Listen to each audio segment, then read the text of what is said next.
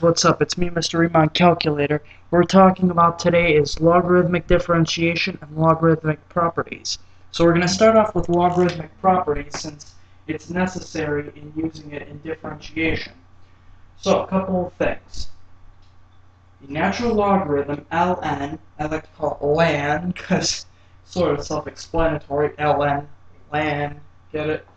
So, let's say we have the lan of the product of two functions, we'll call them, or two variables, we'll call them capital A and capital B. A times B.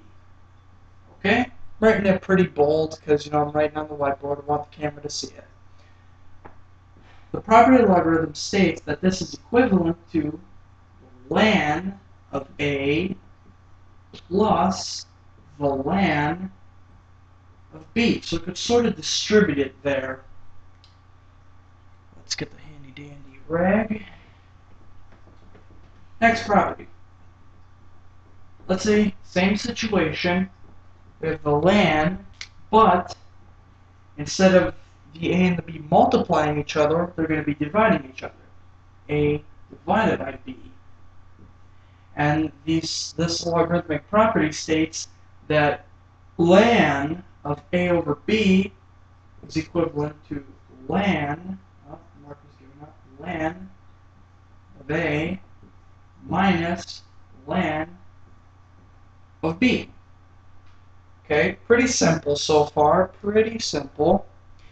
Here is the really helpful identity. These are all extremely helpful in logarithmic differentiation, but this is quite possibly the most helpful, especially when you're dealing with exponential functions.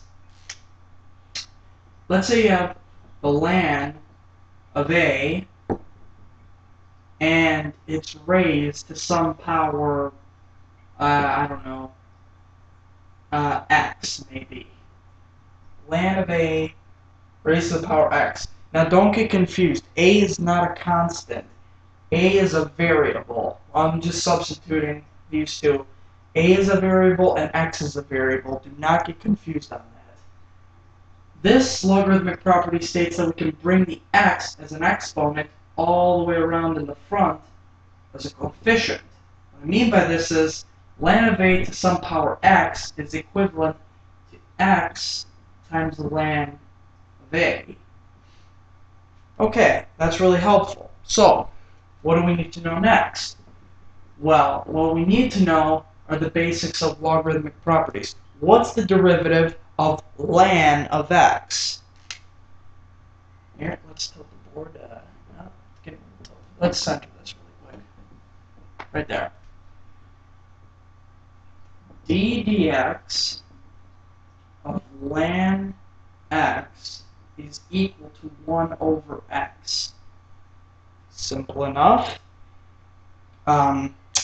Due to the chain rule, which states for any function u, because not just a singular x, we're talking about any function f of x.